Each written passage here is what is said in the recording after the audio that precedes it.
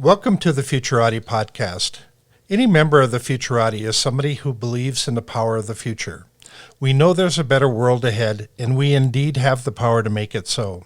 In our podcast, we talk to the best minds in the world about the most urgent problems facing mankind today, and we hope you learn as much from them as we do.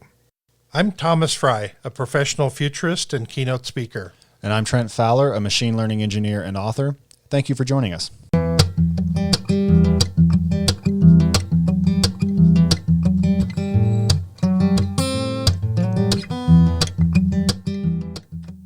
Good evening, everyone, and thank you for listening to the Futurati podcast.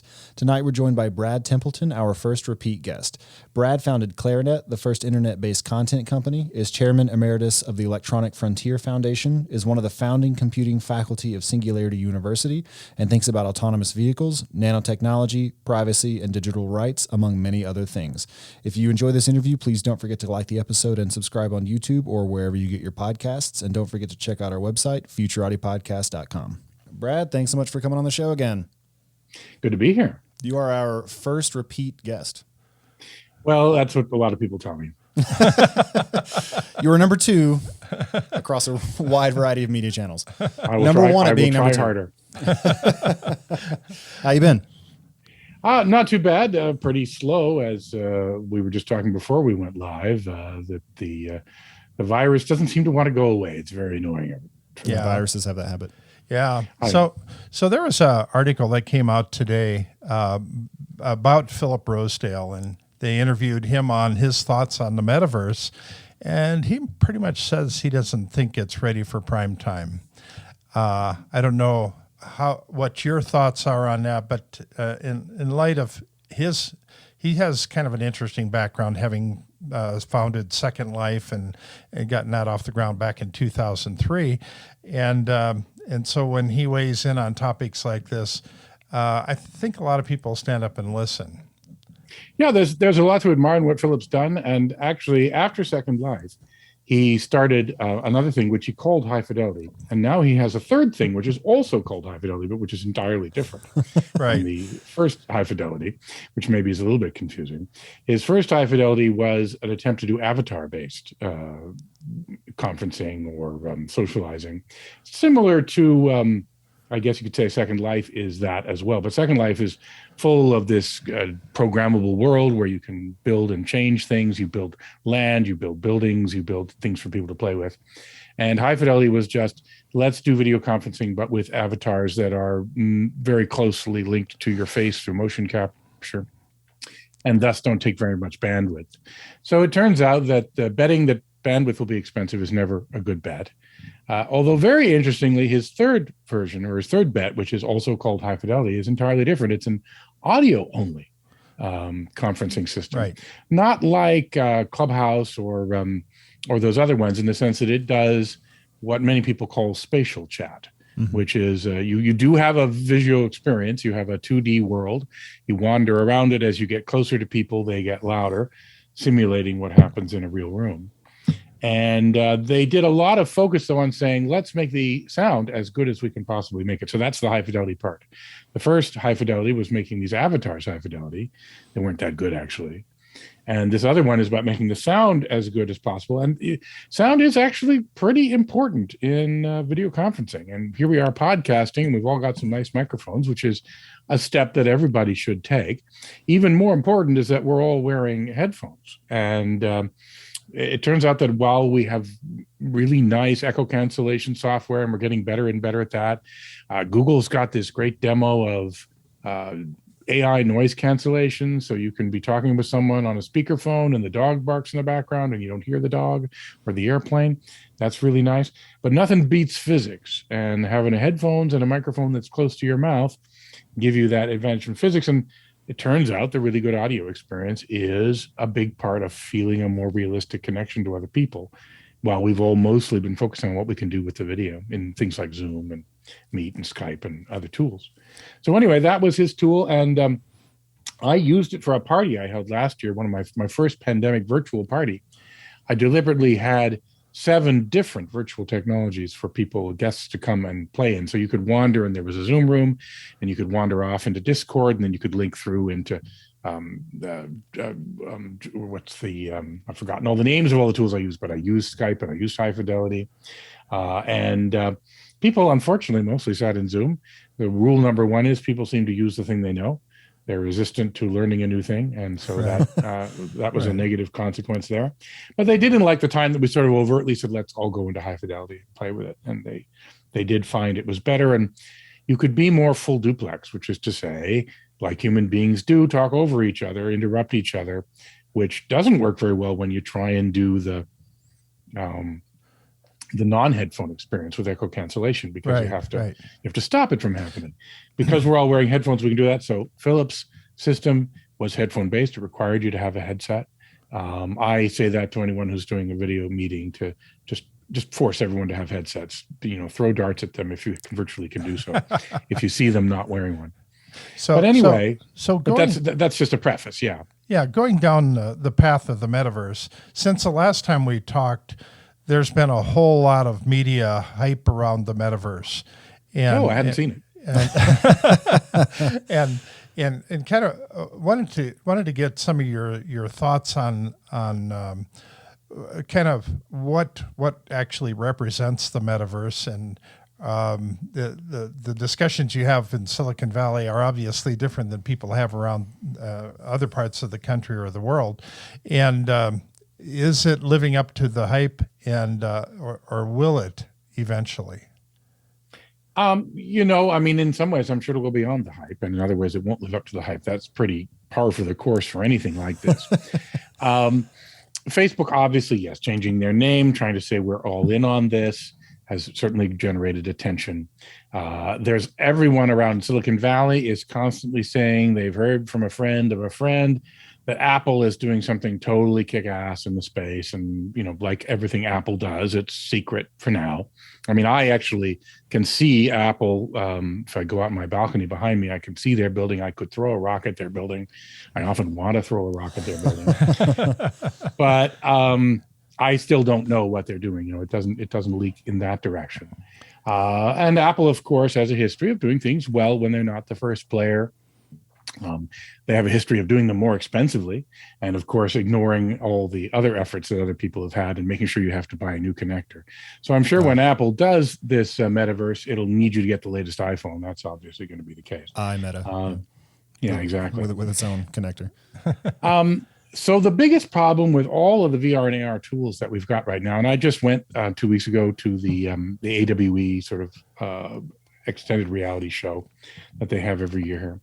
And it was shrunk quite a bit, by the way. And I don't know if it's the virus that we can blame, or if we can blame everyone being scared of Facebook or Microsoft or Apple dominating it. But VR and AR today are very task-oriented, which is to say, you say, I'm going to do my VR AR task. I put on some gear, which is not comfortable to wear. I do the task, and as soon as I'm done the task, I take it off, and then that's it. So it's very much not like, say, your iPhone, which is a thing that lives with you all day. And other devices. And everyone has sort of hoped for a world where, like Google Glass, and I was working at Google X when Google Glass was developed. In fact, it was Google Glass, which was the second product after the car, that made it a division rather than a project. And I sat with those guys, and I did some very small work on that project, but wasn't heavily involved. And they made a big focus on trying to make it small and light, trying to make it so unobtrusive that you would forget you had it on. And you did. You actually, I remember I've gone to the bathroom with it on, and other people have been annoyed that I brought a camera into the bathroom. But we never really realized that nobody else would ever forget you had it on, right? It's still, even if you make it so light, and by making it light, they had to have a low battery, which means they had to limit what it could do, because when you have so little battery, you can only be on for 15 minutes charge. It looks like it's 8 hours, but it's on for little snippets. That's how you make that work. So as long as it's this task-oriented thing, it sort of gets relegated into niches. It gets relegated into playing a game. It gets relegated into doing a business task. It may get relegated into doing a video meeting. That's not out of the question, that a dedicated video meeting, but something that you'd wear all day to do your work on and off throughout the day. We're certainly not there yet. And in order to go beyond the hype, we need to get there. And so that needs some breakthroughs. And I've seen companies promising some of these breakthroughs. Just saw one last week Glasses with a wide field of view. If you've ever put on Magic Leap or HoloLens, you know that the physics of the waveguides they use constrain your field of view to about maybe 30, 40, 50 degrees at most. And so there's this edge, and it just totally breaks the illusion of what you're doing. And that, again, makes it this task-oriented thing. So it will be good at these tasks for now. For it to become world-changing, for it to change all the ways that we interact with computers, it needs to get past that somehow. And I certainly would look for people to make that happen. Oddly enough, we were just talking about audio. Audio augmented reality is at a place where it can be with you all the time. People have got hearing aids or things like hearing aids that they put in their ears, or Apple AirPods that they put in their ears all day. And some of those are starting to do things where they can be an assistant for you all day, which starts to be a thing that can change your life as opposed to a thing that helps you do a specific task. So that's where we get beyond the hype, is when we get to that. Now, the other thing that people are hyping about Metaverse is they got to sprinkle blockchain on it somehow. And, such a misunderstood technology, blockchains. I mean, they're useful, and there's a lot of cool new things that get done by those. But because people are making so much money with them, everybody is convinced they're everything in the world, and they're not. What they are is really useful for situations where you can't trust somebody. You want to have trust without having a central authority of trust, and there are applications for which that's absolutely important. But a lot of people build things on top of blockchains, and they imagine that there's some special application of them, and there isn't, that it would have worked fine with centralization or other things that were easier to build. And I have a feeling a lot of what people want for a metaverse is that. Not everything, but people sort of imagine it's all one big giant synergy, and there's definitely some hype there. So let me ask you about a specific example, because there's a lot of talk about the metaverse changing retail. How would a metaverse experience look and feel if you were to go into an online store and buy a coffee maker? What would be different about that from the way it is today? Well, so that is something that it could do, because that is a task. Like, you do sit down and say, I'm now going to shop for something. And so you could imagine putting on weird and obtrusive gear when it's time to try that. Now, being able to see the coffee maker in 3 dimensions and flip it around and stuff, for some products, that might be useful. I think visualizing clothes on yourself in the mirror, I could see a value in that. Now, one thing that I am actually disappointed hasn't shown up, which doesn't require all that technology, is just the ability to buy bespoke clothing that's made by robots. I don't know why we don't have that yet, right? It's apparently really hard to get robots to make clothing well.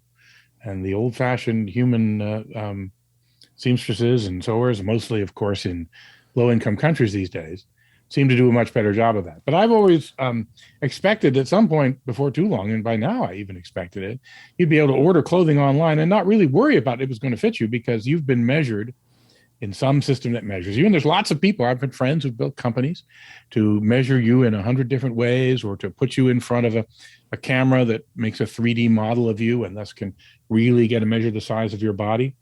And so tell you immediately whether this clothing is going to fit you and show you how it's going to look on you, with just ordinary screens, no need for any sort of immersed experience. But I don't think it'll be bad to give people an immersed experience. Clothing is one of the things that people definitely step back about buying online. They still like to go into stores, try it on, look at themselves in the mirror, feel how it feels to be on. Now, the metaverse is not yet anywhere near ready to give you the feel of wearing the clothing. Yeah, the touch and feel is a piece that, depends on how flexible the clothing is, whether it stretches. I have an odd body shape, so I have a hard time if I don't try. Is that what the doctor told you? Well, yeah, that's what. But you're killing it in Odd Body Shape Weekly. Yeah. Yeah. So, if you can't feel how it feels when you put it on, then you don't know if it's going to be something you're going to like or not.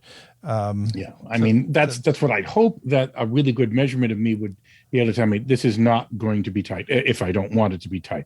Those of us in that odd body shape club you were describing don't look as good in the spandex. We're not going to work that, but there are people who look fantastic in it, right? So for them, they're not going to get the feel of putting a spandex outfit on, even with the tools we've got, at least not for a while. That's a pretty hard to say. Now, I actually do think what's really interesting, by the way, and I think is actually going to be, I know some people who are trying to build approximations of this, but I think that the way a virtual reality world should work is you go into a room. It doesn't actually have to be that big. It's probably bigger than the room in your house, though. And in that room are robots. And the robots have lots of arms, and they have a whole palette of things they can put in those arms, surfaces, textures, all that sort of stuff. And so you put on the VR headset, which totally isolates you from what's going on, and you walk around. But when you're walking up to a door in the virtual reality, before you can put your hand on the door, a robot has zoomed in with a door handle in its arm and stuck a door handle there, and you'd grab it and there'd be a door handle. And if you're going to touch the wall, it would be sticking out a piece of wood that is the surface of that wall, and you could touch it and feel that wood. People have discovered that in VR environments, you can actually trick people into thinking that they're walking straight when they're actually walking in a circle. So you sort of redirect them so that you tell them, okay, now you're going to walk for a mile down this trail, and they walk for a mile. Well, I don't know if they do it for a mile, but they walk for a long time, and you've actually tricking them so they just spin themselves in a circle many times, and they actually do walk for a mile, but they don't leave the room. So it's actually possible to give people this illusion of a large space, and it can be full of things you can touch, anything the robot can put out and have it meet your hand. And that's the thing that I think will be really cool in terms of gaming and experience of virtual environments.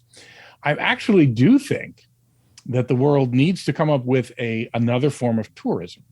So obviously it's not been true for the last 2 years, but if you've been in the last several years before the virus to any of the great sites of the world, you've noticed something about them. They're absolutely packed full of other tourists. And wouldn't it be great if all those other damn tourists would not be there? We all think that. And, not racist in any way, but yes, most of those tourists now are coming from Asia because the Asians are now getting rich, right? And they're finally have the wealth to be able to tour the world. And it was the Germans and the Japanese who did it before them. And of course, the Americans who sort of ruined the world first. And so those things cannot withstand India as well getting rich, and all Indonesia and all the other billions of people in the world being rich enough to tour it. There's no way to stand it. So we actually are going to have to produce some way to make a virtual environment that gives people a sense of visiting some of these great places in a way that they sort of, feel they got a satisfactory visit. In fact, in some ways, a superior visit, because we're going to photograph it at the perfect time of day with the light just right, with no bad smells, nobody trying to sell you anything, and it'll be closed to other people while they photograph it. So you'll actually get to have the virtual pyramids or whatever it is you're trying to experience in a way a little bit better. Now, we're not sure what we think about this, but we don't have a choice, right? We just cannot have everybody go into all these places. In France, there is a cave, which is one of the oldest caves with ancient paintings by the early Cro-Magnon people. And that cave was closed in the 60s because just a small number, relatively, of tourists who were going into it were ruining it, and they were breathing, and just their humidity in their breath was starting to decay the paintings, which had been there for 40,000 years. So they went and found another cave nearby, and they duplicated it on the walls of that cave. And that's what you tour if you go tour it. I had a friend who was living in France, and he actually got me into one of the real caves. And you got to admit, you feel different about the real cave. He actually tried to trick me by taking me to this hidden cave in the middle of the woods that had no signs, saying it was an undiscovered cave. And we went into it and had these amazing paintings on the wall. And I just said, no, this is too good. This can't be right. This can't be real. And I was right. He was annoyed he didn't trick me. It had been made by a movie studio that had wanted to film a scene, and they had painted a cave and painted it to look like. So isn't it true that once we're able to experience all these things virtually, once you get to experience them in real life, it'll always be a letdown? In some ways, I've rarely been let down by reality, though, in things I've seen in movies and photographs, even in really good movies and photographs. But we need to make it that way. We need to make it. Now, I do this. I do really super high resolution photography, and it is good. People like it. When I put and see it in VR headsets, the resolution is way too low. So it's not the same as when I print them out at their full resolution or put them up on giant 4K monitors. But we'll be able to get to a point where you're going to feel that you've had at least a visual experience, something with retinal resolution, maybe some of the sounds of the area, maybe some of the smells of the area. You could build a space like that, a theater. Before we could all fly, that's what they did. People toured the world with travelogues. So a metaverse that lets us not destroy our world could actually be pretty handy.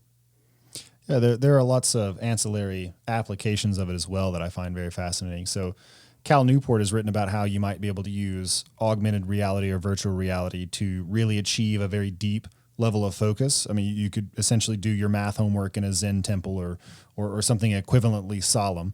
No.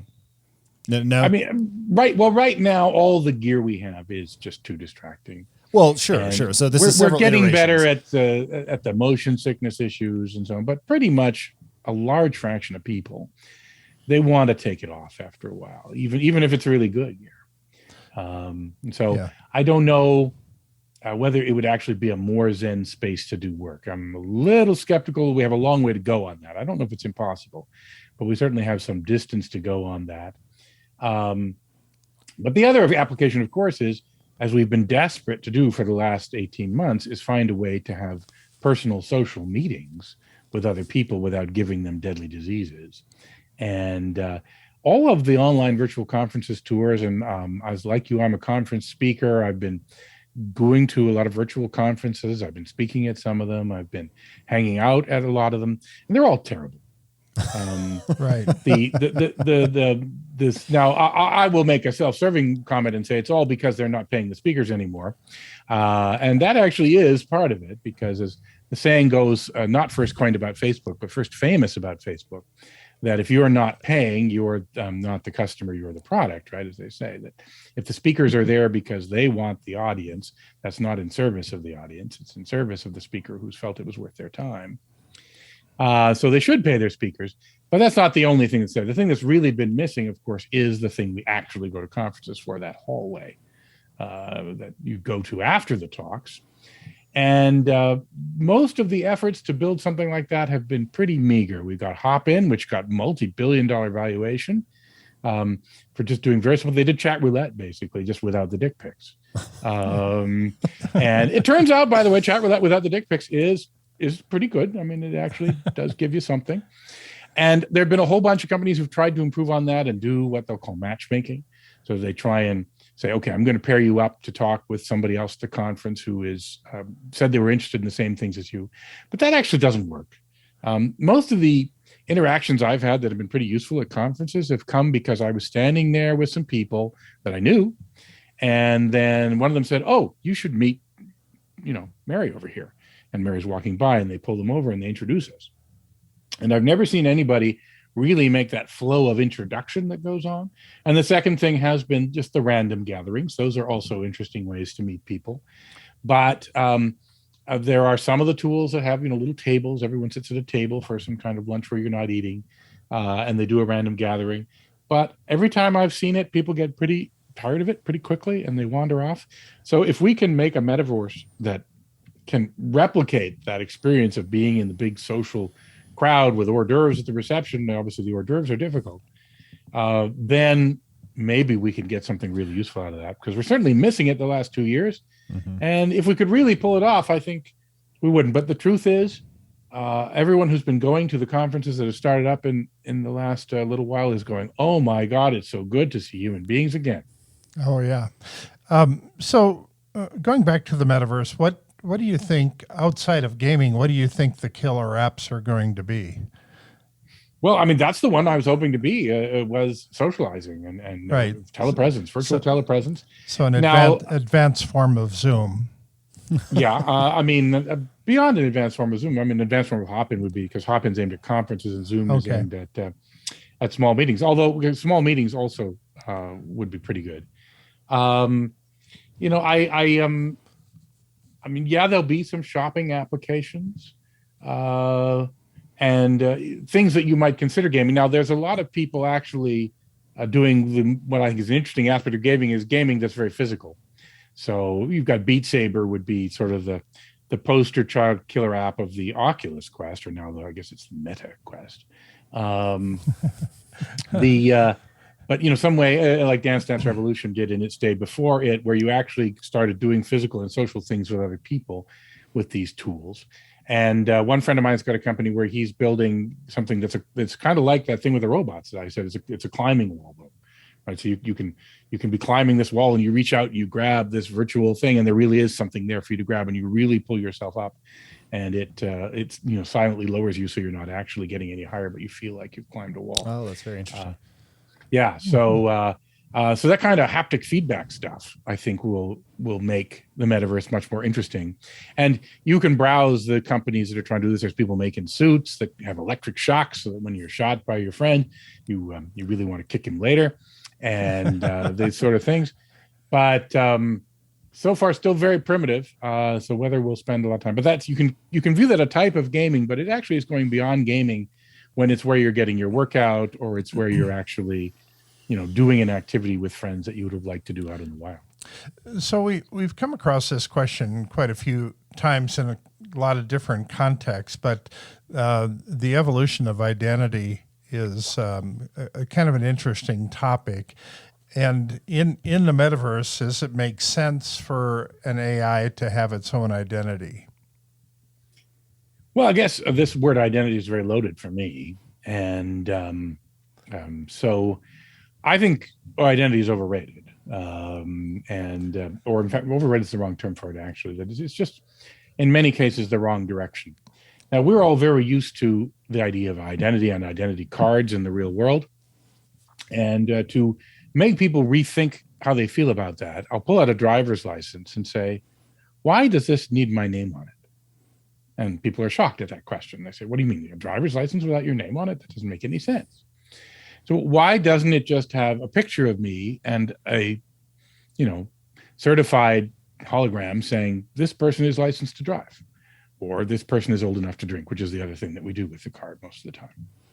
Why does it need more than it doesn't, right? I mean, police just want to know if you're licensed to drive. They can look at the picture and say, yeah, this dude's licensed to drive. They don't really need to have your address or anything else. Now, if they want to arrest you, then it's time for them to talk about your name, or if you've done something wrong, then you can pull out the other card you might have, which might have your picture and your name, or might have your address or those other things. But we've become so wedded to the idea of identity, of tying it all together into this one thing, which is identical to us. That's what the word means. I'm not sure that was the right approach, and there's no need for that in a metaverse, right? It's you can think about it this other way, which is to say that you have attributes. And a name is just one of your attributes. An address is one of your attributes. Being able to drive is just one of your attributes. And there's no reason that they have to be bundled together. They can be bundled together later if there turns out to be a reason for a specific purpose to have that. So can an AI have attributes? Of course it can. Maybe the question you asked was, will we let AIs have the attributes that humans have, let them act as humans? And we won't specifically let them act as humans, but we'll certainly act as humans when they're acting on behalf of humans, which is, for now, all that they do. Yeah, but it doesn't make sense for an AI to have its own bank account, to have its own social media identity, for being able to make purchases and investments. I mean, there's lots of things that you start going down that path, and then do you need to understand when you're dealing with AI versus dealing with an actual human? Right. Well, that's been the province of a number of science fiction novels, of course. Yep. And now that we do have things like Bitcoin, it's certainly much easier for a piece of software to act I mean, we've had computers able to spend our money with our banks for some time, although we usually have a lot of rigmarole like extra two-factor authentication and stuff like that to sort of try and make sure that the only person who can spend all the money in my bank account is me. But when you use totally digital money, it's certainly very easy to give software the ability to spend that money. And people have certainly written sort of dystopian or apocalyptic stories about AIs who have the ability to amass large amounts of money and then use it for whatever the AI's purposes are. But today, of course, AIs don't have legal rights to own anything. Only humans and proxies of humans like corporations have legal rights to do that. Now, some people are tying AIs with corporations and use that proxy ability. And someday we might imagine a legal regime that says, oh, actually, we could think of something other than a human or a corporation as owning property. We're certainly not there yet. But that doesn't mean we can't pretend it, we can't fake it. But in this case, it's always some human being has created or turned on the AI and endowed it with money or endowed it with capabilities that can let it earn money and then let it use in the world to meet not the AI's goals. I mean, we might think of them as the AI's goals, but they're the goals that the human created. Today, we think of AIs exclusively as slaves, right? They're property, they're owned by people, and that's it. And I actually get a little scared of that because while we imagine eventually making AIs that match us or even surpass us in their ability, starting from slavery, I don't think that's ever ended well. But most of the people I go to conferences where people talk about artificial general intelligence, which is to say AI that's matching humans or has the same general capability that humans have, as opposed to the very specific ability to recognize a dog, right, as the kind of AI that we build today. Although, by the way, interestingly enough, for those who are old enough, it means that on the internet we now do know if you're a dog or not. Okay, yeah. See, the older one in the picture laughed more. This is a very famous cartoon from the 1990s, which only old people now remember. You guys who are listening can look it up. But anyway, we do have that ability. So mostly when I worry about AI today, I don't worry about the AI being evil because I don't think it's good or bad. I think it's the human beings that are good or evil, and they use AI for good or ill intent or purposes. And that's mostly what I worry about. One interesting wrinkle to this question of whether or not we should have algorithms or software, contracts, what have you, that have identities online or property or able to have some limited version of legal rights is this project Altered State Machines. I don't know if you've heard about them, but no, I haven't looked at that. They are building a platform essentially pinning making NFTs out of some of these algorithms. So the artificial intelligence that might power a non-playable character in a game, or even one that you might use to complete different tasks, is actually one that can be owned in an NFT format and used across a wide variety of different domains. And so if you imagine, that playing out for a number of years, you could get some pretty sophisticated algorithms doing some very sophisticated things that might necessitate their having a bank account, might necessitate their executing actions on behalf of the people that own them or that operate them by proxy. And you would be able to tie that to a person in a very immutable way and bring in all of the advantages that the blockchain has. Well, no, that's much beyond that, because one thing about smart contracts, whether you involve NFTs or not, but money blockchains and smart contracts, is that while legally only people or aggregates of people can own things, that's not true within these blockchains.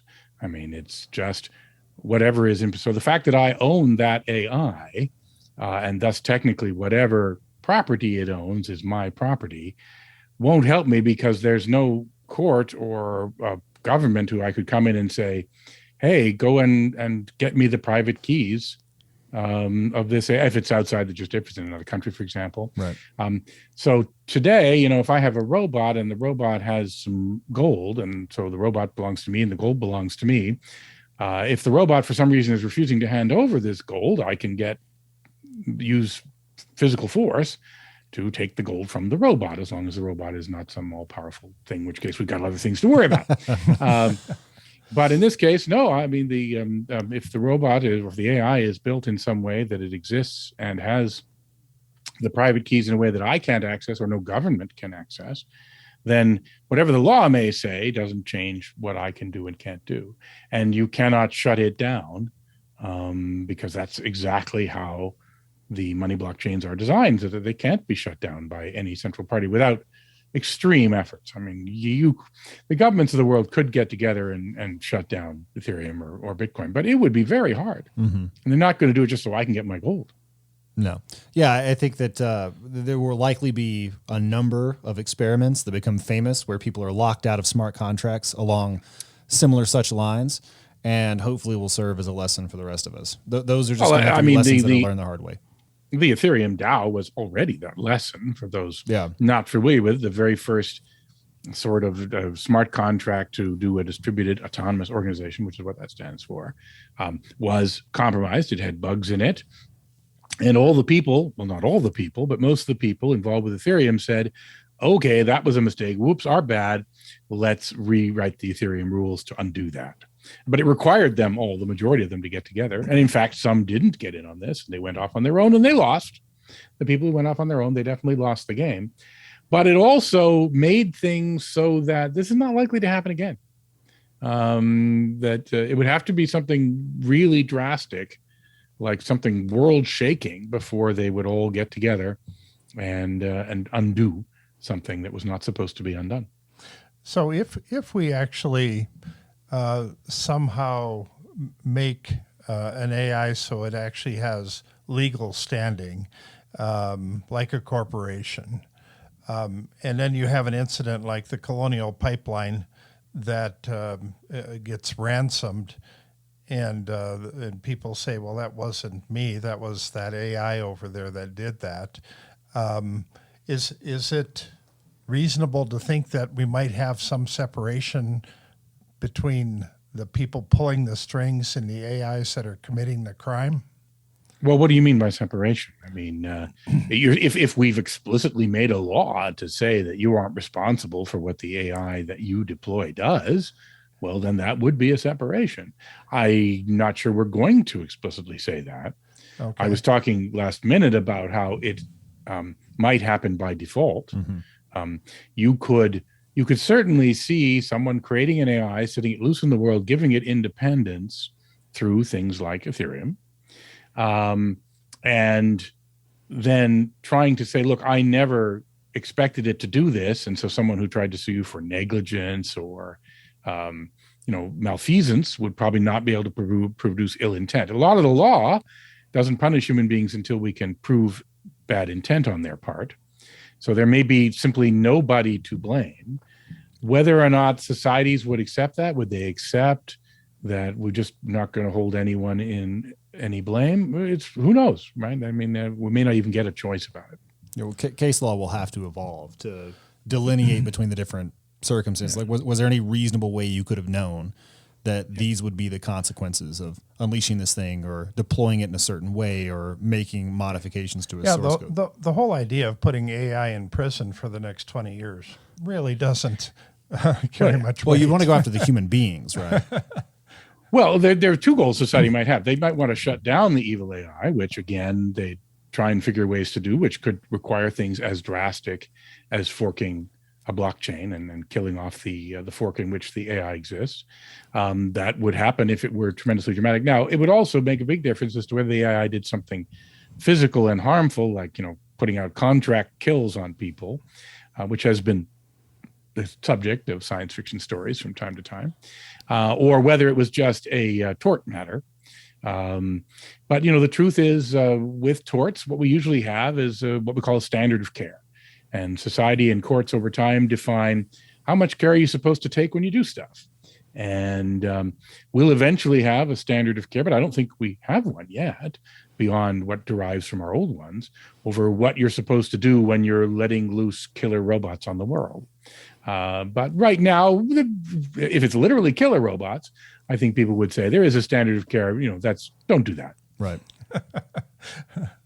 we've been playing around with this scenario of the birth certificates in the future are likely to become NFTs, and if you were to have an NFT birth certificate and then you would put a drop of DNA on it, then you would know exactly who that person was and how they were connected to the rest of the world. Now, if you I would not think birth certificates would become NFTs. NFTs, first of all, a little bit of a misnomer, because all fragments of Bitcoin, Ethereum, and almost all the other blockchain things, they're all non-fungible. The only reason people think they're fungible is because there's a social agreement that says one piece of Bitcoin is just as good as another piece of Bitcoin. But they all have unique identity numbers. They're all uniquely traced back through their complete transaction history. There's nothing especially fungible about them in the system. Some people decide to say, let's take advantage of the fact that they're all fungible to say, I'm going to tie this one little fragment of Ethereum with a piece of virtual property, and therefore we can trade it as we can also trade all things. Now, a birth certificate is usually a certificate from a government that you have been born in a place, and you have the rights of a citizen of such a place, which is the main thing you get from your birth certificate. So I would think those would continue to be issued by governments. Whether they should be digitally signed, sure, they should be digitally signed, but that doesn't make them an NFT. And an NFT, again, is this token that exists in, it's not different from any of the other tokens. It's one that happens to have been given association with a certain value. And it's in a place where everyone's agreed that it would be better if no governments or central parties were involved in certifying what's happening. But a birth certificate is one of the core things at which we expect governments to certify what's happened. I can't think of one that's even more centrally certified by a government. So if we take that scenario a few steps farther, if we somehow tie a birth certificate to DNA, and then we're able to actually know instantly who the actual father and mother are of that child, then then it would seem like over time we'd want to start linking all of these together so that then we could actually create a kind of a genealogical grid map for all of humanity. Now, scientifically, there's lots of advantages for understanding the flow of hereditary diseases and which people are more likely to contract certain diseases than others. And knowing that information is valuable on one hand, but it's also dangerous on another hand. Knowing that somehow your father was a serial killer or a child trafficking person or somebody like that, how do you separate yourself out from that? How do you maintain some level of privacy in that type of situation?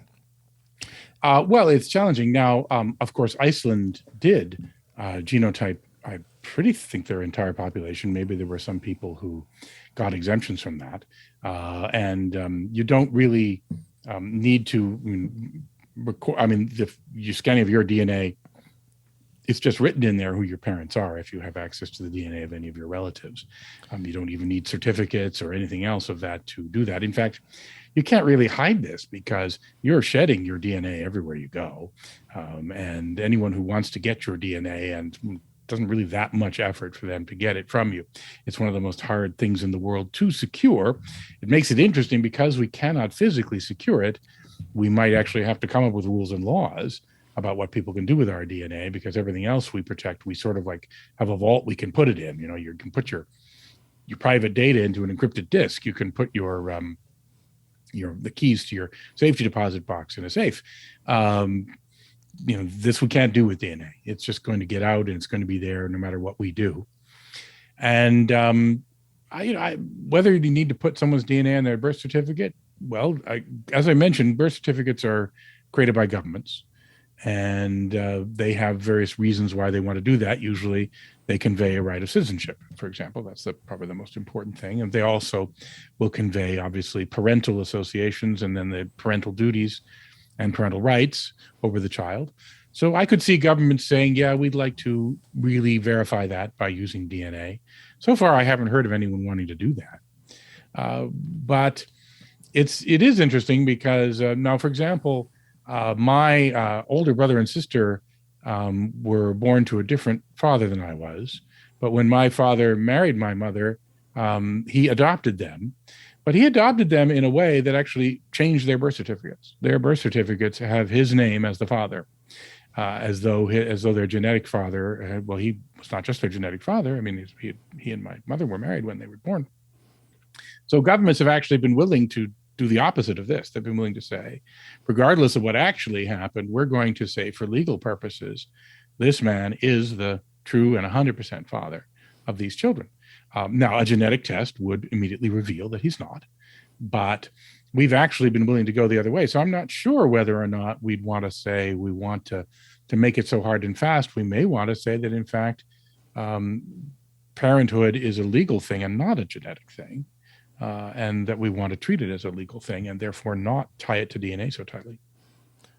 Yeah, there's a difference between genetic relationships. Oh, sorry, Mike and Deb, if I just revealed your dark secret. Well, secret. Yeah, I mean, there's a difference between genetic relationships and paper relationships. And so... Well, I don't know. I mean, to the adopted people that I know, they agree with this largely, but they hate this term "real father," which is sometimes used when you have discovered what's called a non-parental event. They actually have a term for it, that you were adopted or you were the child of an infidelity or any of the other reasons why the man on your birth certificate or the man who raises you, it's almost always the man who's the odd one out here, of course, because women rarely get confused about giving birth. But sometimes you'll hear this phrase, so that's my real father. No, your real father is the man who was there and raised you, and call that other person your sire if you want, or your gene father. And maybe you still want to have a relationship with them, and you can, but don't call them your real father. Call them your gene. And so that's what's much more important. And I don't think we'd want a world where we flip that back. Yeah, but isn't there a lot of value in having a genealogical kind of a grid map that connects people that we know, kind of our likelihood to catch cancer or the likelihood that we're going to get gout when we're 50? Well, for ourselves, it can be valuable, and anyone can go and sequence their own DNA today and keep it private to yourself. Or if you want, you can put it into the databases of the companies who will do it at a discount if you do that. And I've done that myself. In fact, I was an advisor to 23andMe when they started their project. And of course, now they're really valuable. And I wish I'd gotten some stock, but that's another story. It's your genes which affect your medicine. Yes, doctors always want to ask about your family history, but the main reason they ask about it is just they want to get the quickest way they know to find out if there's anything in your genes which they should be worried about medically. But if you can actually get your genes, your own genes, you don't need your parents' genes. You don't even need to know who they were or where they came from. You just need to know what ended up in you, because that's the thing that's going to affect your health. In many ways, it's an interesting philosophical battle here, because a lot of human history of liberalism in general has been this question of, should we divorce your genes from who you are? And so racism is effectively trying to very much tie your genes, your ancestry, to your lot in society. And we've been fighting that principle and saying, it really shouldn't be, the luck of your genes shouldn't affect your human rights. It shouldn't affect how the society treats you, how the government treats you, even how other people treat you. And the old way of thinking in the world was very much birth was everything. And, you were noble born or you were peasant born. And this dictated the story of your life. And in fact, the Enlightenment has been about reversing that. And so I would find it odd to think that now that the Enlightenment has given us DNA, that we'd want to do anything to unreverse it, while we still want access to all of the tools that we can get about helping us learn about our health from our genes. Seems like there are some interesting questions around data sovereignty, and I think that solving some of those problems might help us have the advantages of the global database of genomics, along with being able to do some of these things like hide information you don't want people to have, preserve some of your privacy. We've had conversations with several people.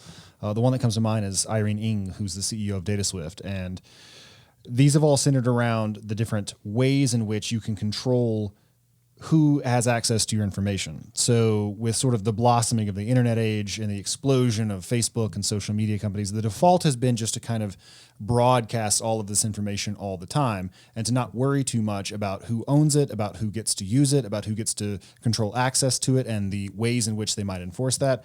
But there's a move to reverse some of those trends and to make the default more the individual who generates the data having control over it and deciding who's going to get to use it. And they might be able to release some information to their doctor, some information to their insurance companies, some to their spouse or their children, and otherwise to keep a lock on it. And if we could navigate those waters, it seems like we might be able to have the global database that scientists could use on a pseudonymous or anonymous basis to study genetic illnesses or how our diets are affecting gene expression through epigenetic channels, while also allowing me to stop anyone from viewing it that I didn't want explicitly to have permission to view it. So this is really one of the central questions of genetic privacy. And it's really, really hard. I mean, in the sense that I don't know if anybody has an answer to this problem. Now, the general principle in data gathering is don't let the data out of your hands or it's going to be reused and repurposed. And nobody has ever stopped that from happening. And in spite of all the promises people will make and say, oh, yes, your data are protected. They belong to you. You control them. It always ends up somewhere else, and nobody's really come up with a great solution for it. We add to that other problem that I outlined, that you cannot stop shedding your DNA. Right? You cannot keep your DNA private the same way I can keep my files private on an encrypted disk. And that adds up to a really difficult thing. And then we get to add the third thing that you sort of mentioned, which is that if we really did have a big database of everyone's genes and everything about them, wow, we'd learn a lot of really useful medical stuff, and we would learn to detect and treat a lot of diseases, and a lot of people's lives would be saved. So that's why there's no answer to this. There's no easy answer to this, because all those are colliding and there's no solid fix. I wish there were a fix. At best, we've been hoping for, it'll work out somehow. It's a mystery, to quote from Shakespeare in Love. That we're just going to let this data out and we're going to hope it turns out well. And by the way, not just in the movies, that actually does happen. Actually good results do happen from time to time. And maybe with the right attitudes in society, that saying, okay, you've got access to genetic information. So right now what we've got happening, though, is a lot of people have contributed DNA into databases and contributed other information. Now, when I'm in 23andMe, now because I was doing work there, I have a truly anonymous kit. I didn't buy it with a credit card, so it's not connected to me, and I used a disconnected email to connect to it, everything else. So it'd be a lot of work to trace my profile back to me. It's got a fake name and everything else. Although it would still be doable with someone we're really determined. Most people, though, are in there and they bought the kit with a real credit card and they used a real email that was connected to them and everything else. And they're in there and they're hoping to trust the company and the other companies that are in this space to keep the data secure and also not to be bad actors with it. But it's really useful stuff. I mean, they're getting to learn things. And so some people have argued that while I love privacy all the time, when you talk about curing cancer earlier, maybe I'm willing to give up some privacy in the world for that. And other people say, well, I don't know, because we're not sure we're going to cure the cancer. And we are pretty sure that some of this data will be misused. Yeah, the medical uses for the genetic data would, it would invariably get used for taxes as well. Actually, that's one thing the world is not too bad at, in terms of, that they... the IRS keeps a very thick wall between itself and the rest of the government. And, you are legally required to declare your bribes on your tax return. And they do not come to you later and say, oh, bribery, we're going to charge you with bribery because you had bribes on your tax return. Famously, Al Capone was arrested because he wasn't reporting his illegal income on his taxes. And he, in theory, and maybe more than in theory, if he had reported his illegal income on his taxes, it wouldn't have been able to arrest him for being a gangster. So the lesson of all this is that you should trust the IRS more than you already are. Well, I mean, trust them An with your unusual privacy. takeaway, I have to say. Certainly not totally. I mean, no. If you're a specific person in the IRS and someone wants to be corrupt and bribe people, my father got famous. Well, he was famous, but he did a campaign. He had a radio show in the 70s, and he was approached by a guy, and this guy was willing to sell him the tax returns of any member of parliament he wanted. And so he sold him lots of tax returns of different members of parliament. And he went on the radio and said, I've got these tax returns. And police came and talked to him and stuff, but because he was press, nothing happened to him. But that certainly does go on. It's only like the former president whose tax returns we can't seem to see. But the New York Times did get their hands on them, right? And they reported on them, but they didn't publish what everything was in them. Well, we are coming up almost to an hour here, and this has been a wide-ranging and interesting conversation. Are there any final thoughts you'd like to leave us with? Well, we didn't do any robots. We didn't do autonomous vehicles. We didn't talk about ethics. Well, see, I've actually been playing around with this idea that 20 years from now, you're going to walk into a robot store, and each of the robots will have a rating on it. I call it an HIU rating, which is a Human Intelligence Unit rating. It's like horsepower. So how smart are these robots? Because I don't want a really smart one to be doing my lawn. I don't need to pay for extra intelligence to do my lawn. But if it's maybe if it's cooking my food, I want something a little smarter. But if I'm having good conversations, philosophical debates with a robot, I want something that's much brighter. So maybe it has a rating of a 3.4 HIU, and the one doing the lawn is maybe a 0.6 HIU. Well, so in the novel River of Gods by Ian MacDonald, a great science fiction novel, the AIs in that world are indeed rated by that, but it's illegal to make one above 3.9. I think they do use that 4 is the too high number, the protagonist is a AI police who hunts down these robots, and lots of hilarity ensues. I recommend Ian MacDonald to you if you're interested in that area. You won't walk into that robot store, of course; it'll come to you. Oh, yeah, and it'll be in the metaverse. Yeah, very likely. If it's smart enough, it will know what you want. So it will just show up one day. And we'll be taxing those robots too, and storing its information on the blockchain. I don't know about the that robot score. Certainly, people already promote the AIs they build by how good they are, and there are the scores that they get on the various AI benchmark tests for recognizing dogs, as we were talking about earlier, as well as other things. So that's something that's already underway. Well, fantastic. Thanks so much. It was a pleasure this time as it was last time. Yeah, good to talk to you guys again, and good luck with future podcasts. There's been a lot that's happened, by the way, of course, in self-driving vehicles and in transportation, and there's been a lot that's happened in a lot of fields. So I'm sure there's more in the world to learn. We'll have to have a third podcast with Brad Templeton. All right. All right. Thanks, Brad.